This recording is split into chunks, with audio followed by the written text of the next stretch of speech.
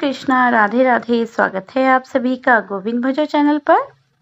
आप सभी को कामदा एकादशी की हार्दिक शुभकामनाएं। आज हम सुनेंगे चैत्र मास के शुक्ल पक्ष में आने वाली कामदा एकादशी की व्रत कथा।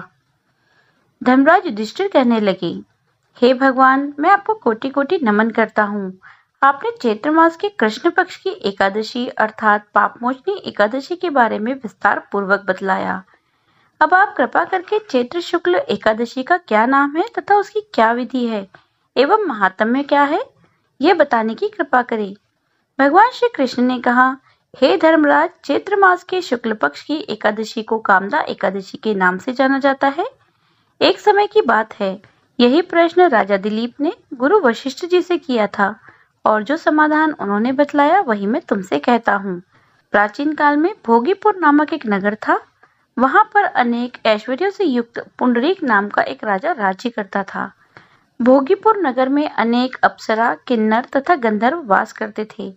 उनमें से एक जगह ललिता और ललित नाम के दो स्त्री पुरुष अत्यंत वैभवशाली घर में निवास करते थे। उन दोनों में अत्यंत स्नेह था, यहाँ तक कि अलग अलग हो जाने पर दोनों व्याकुल हो जाते थे। एक समय पुंडरीक की सभा में अन्य गंधर्वों सहित ललित भी गान कर रहा था। गाते गाते उसको अपनी प्रिय ललिता का ध्यान आ गया और उसका स्वर्ग भंग होने के कारण गाने का स्वरूप बिगड़ गया। ललित के मन के भाव को जानकर कारकोट नामक नाग ने पद भंग होने का कारण राजा से कह दिया। तब पुंडरीक ने क्रोधपूर्वक कहा कि तूने मेरे सामने गाता हुआ अपनी स्त्री का स्मरण किया है, अतः तू नरभक्षी दैत्य बनकर अपने कर्म का फल भोगेगा। पुंडरीक के श्राप से ललित उसी क्षण महाकाल विशालकाय राक्षस हो गया। उसका मुख अत्यंत भयंकर, नेत्र सूर्य चंद्रमा की तरह प्रदीप्त तथा मुख से अग्नि निकलने लगी। उसकी नाक पर्वत की कंदरा के समान विशाल हो गई और गर्दन पर्वत के समान लगने लगी। सिर के बाल पर्वतों पर खड़े वृक्षों के समान लगने लगे तथा भुजाएं अत्यंत लंबी हो गई। कुल मिलाकर उसका शरीर 8 योजन के विस्तार में हो गया। इस प्रकार राक्षस होकर वह अनेक प्रकार के दुख भोगने लगा। तब उसकी प्रियतमा ललिता को यह वृत्तांत मालूम हुआ तो उसे अत्यंत खेद हुआ। वह अपने पति के उद्धार का यत्न सोचने लगी। वह राक्षस अनेक प्रकार के घोर दुख सहता हुआ घने वनों में रहने लगा। उसकी स्त्री पीछे पीछे जाती और विलाप करती रहती।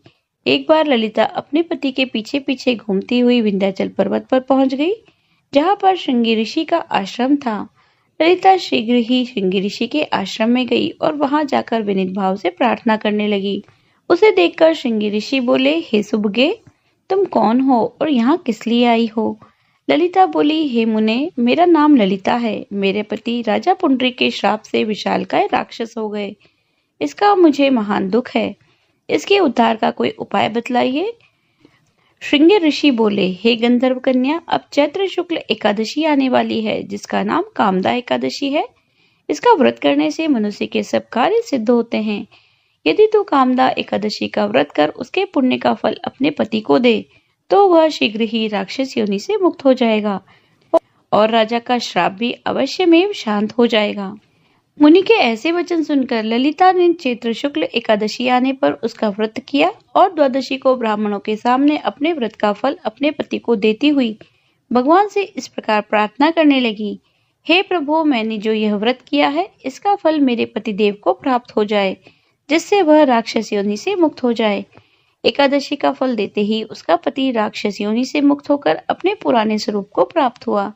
फिर अनेक सुंदर वस्त्राभूषणों से युक्त होकर ललिता के साथ विहार करने लगा। उसके पश्चात वे दोनों विमान में बैठकर स्वर्गलोक को चले गए। वशिष्ठ मुनि कहने लगे, हे राजन, इस व्रत को विधि पूर्वक करने से समस्त पाप नाश हो जाते हैं। वशिष्ठ मुनि कहने लगे, हे राजन, इस व्रत को विधि पूर्वक करने से समस्त पाप नाश हो जाते हैं तथा राक्षस आदि की योनि से भी छुटकारा मिलता है। संसार में इसके बराबर कोई दूसरा व्रत नहीं है। इसकी कथा पढ़ने या सुनने से वाजपेयी यज्ञ का फल प्राप्त होता है। तो यह थी आज की कथा। ओम जय एकादशी माता मैया, जय एकादशी माता। विष्णु पूजा व्रत को धारण कर शक्ति मुक्ति पाता। ओम जय एकादशी माता। तेरे नाम गिनाऊं देख भक्ति प्रदान करनी, ओ मैया भक्ति प्रदान करनी। गण गौरव की देनी माता, शास्त्रों में वरनी, ओम जय एकादशी माता।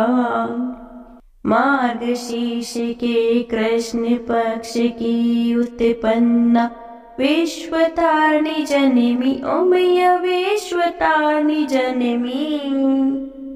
शुक्ल पक्ष में हुई मोक्षदा, शुक्ल पक्ष में हुई मोक्षदा, मुक्तिदाता बनी आई, ओम जय एकादशी माता।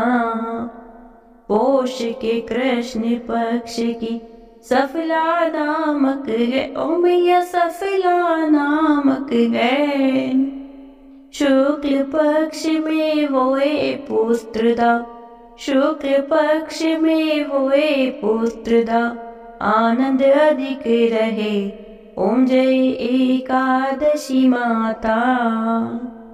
नाम षट्तिला माघ मास में कृष्ण पक्ष आवे, ओ मैया कृष्ण पक्ष आवे। शुक्ल पक्ष में जया कहावे, शुक्ल पक्ष में जया कहावे, विजय सदा पावे, ओम जय एकादशी माता। विजया फागुन कृष्ण पक्ष में शुक्ला आमल की, ओ मैया शुक्ला आमल की। पाप मोचिनी कृष्ण पक्ष में, पाप मोचिनी कृष्ण पक्ष में, चैत्र महाबली की, ओम जय एकादशी माता। चैत्र शुक्ल में नाम कामदा, धन देने वाली, ओ मैया धन देने वाली। नाम वरूथनी कृष्ण पक्ष में, नाम वरूथनी कृष्ण पक्ष में, वैशाख महावाली, ओम जय एकादशी माता। शुक्ल पक्ष में हुए मोहिनी, अपराज्येष्ठ कृष्ण पक्षी, ओ मैया अपराज्येष्ठ कृष्ण पक्षी। नाम निर्जला सब सुख करनी, नाम निर्जला सब सुख करनी, शुक्ल पक्ष रखी, ओम जय एकादशी माता। योगिनी नाम आषाढ़ में जानो, कृष्ण पक्ष करनी, ओ मैया कृष्ण पक्ष करनी।